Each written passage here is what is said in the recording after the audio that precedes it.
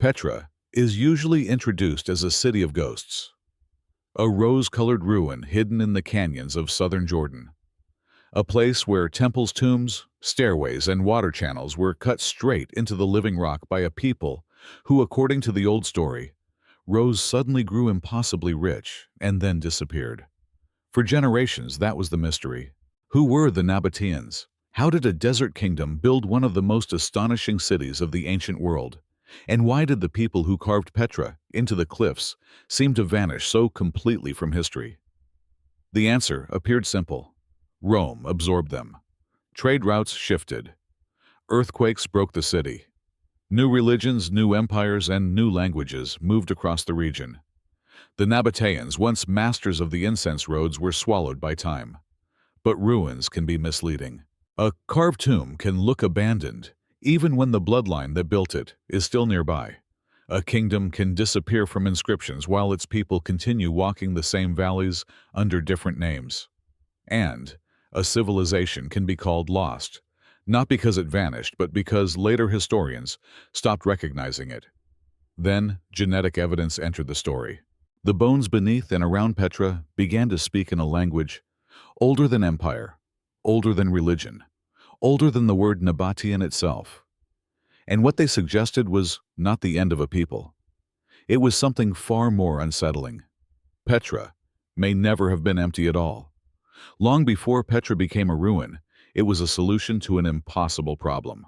The city sat in a dry valley, boxed in by sandstone cliffs with no great river, no obvious farmland, and no natural reason to become powerful.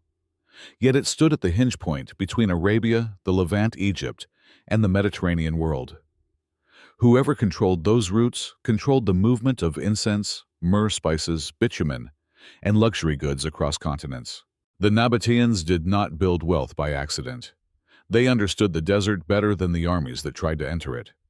They knew where water could be hidden, where caravans could pass, where invaders would break down before reaching the center of power.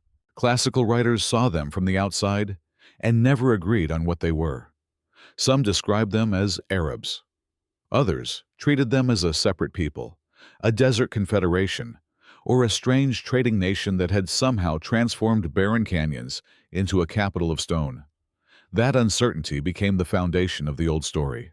The Nabataeans were imagined as outsiders, migrants from somewhere deeper in Arabia.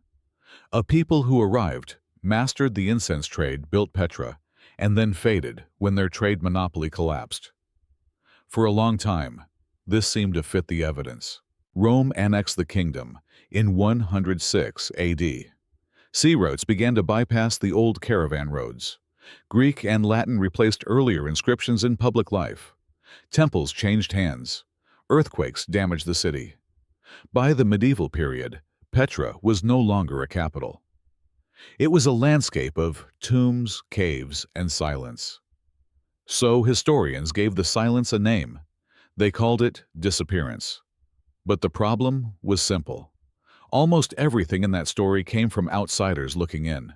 The deeper Petra was studied, the less it behaved like a city built by strangers passing through.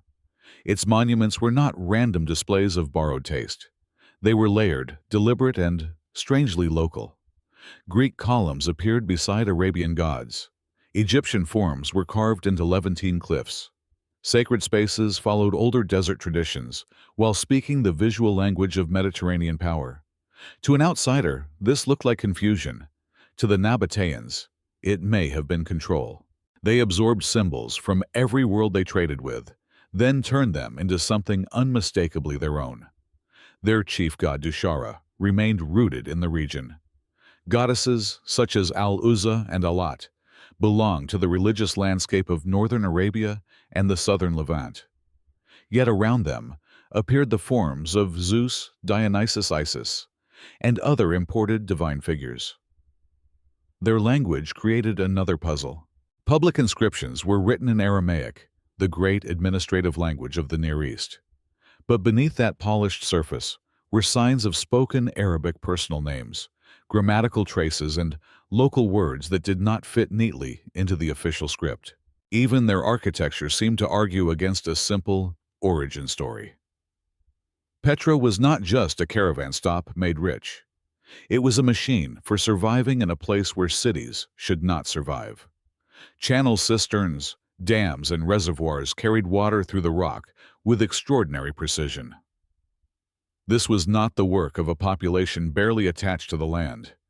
It suggested long familiarity, generations of knowledge, a people who understood the desert, not as a barrier, but as an inheritance. And yet, the historical record still insisted they had gone. That contradiction waited for a different kind of evidence. The change came when the evidence stopped, depending only on monuments, inscriptions, and hostile observers. For most of modern scholarship, the Nabataeans could only be reconstructed from what they left on stone, what their neighbors wrote about them, and what later empires preserved by accident. Those sources were valuable, but they were also incomplete. They could describe a kingdom. They could not measure the biological history of the people who lived inside it. Ancient DNA changed the scale of the question. When genetic material from human remains in the broader region of Petra and the former Nabataean world was compared with older and later populations of the southern Levant, the pattern did not look like a sudden arrival, followed by disappearance. It looked like continuity. The people associated with the Nabataean world did not appear as a clean break from the populations before them. Their ancestry sat deeply inside the regional genetic landscape connected to older communities of the southern Levant and northern Arabia. Whatever movements had shaped them, they did not look like a foreign population that had simply arrived, built Petra, and vanished. Then came the more powerful part. Their genetic signal did not stop in antiquity.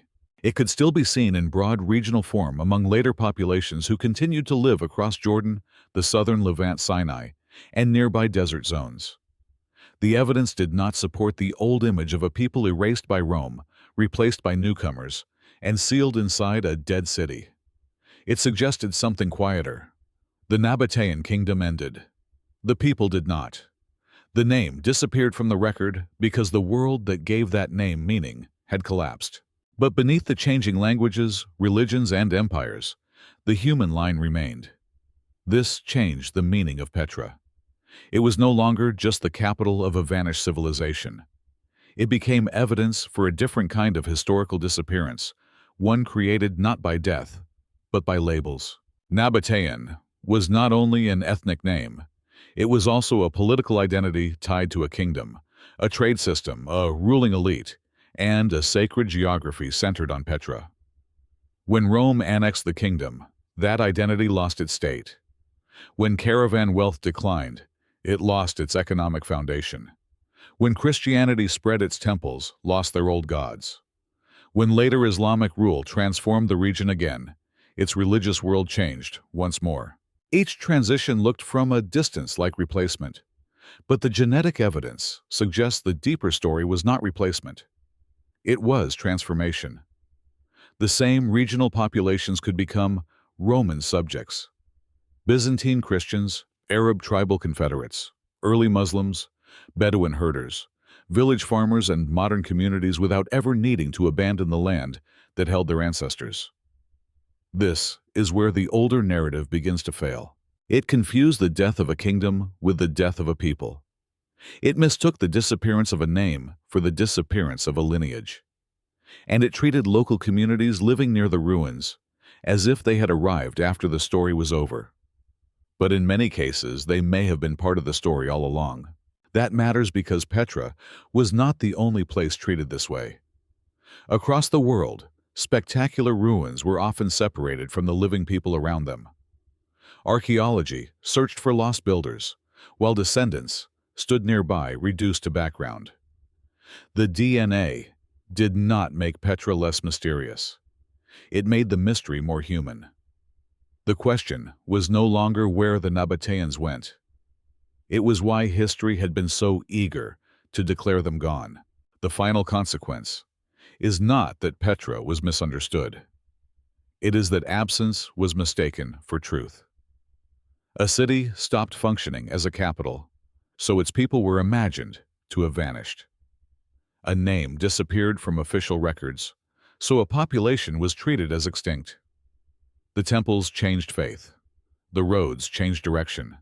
The inscriptions changed language. And beneath all of it, families continued to live in the same region, carrying forward a past that outsiders had turned into a mystery. The Nabataeans did not survive as a museum label. They survived the way most peoples survive history. Not unchanged, not untouched, not frozen inside the century that made them famous. They survived by becoming something else, while remaining rooted in the same human landscape. That is harder to see than a carved facade. Stone preserves the shape of a civilization. DNA preserves the movement beneath it. Together, they reveal a story far stranger than disappearance. Petra was not simply abandoned by the people who built it. It was inherited, renamed, reinterpreted, and lived around. Its builders passed through empire conversion, annexation, collapse, and reinvention. Their kingdom ended, but their descendants remained close enough to touch the walls their ancestors cut from the cliffs. So the old question was never quite right. The kingdom may have fallen, Nabataeans. reduced to dust and ruins, It was, but the why people did anyone and the believe tradition they of had daily to be bread. gone? The silence around Petra was never empty. It was filled with people history had stopped calling by their ancient name.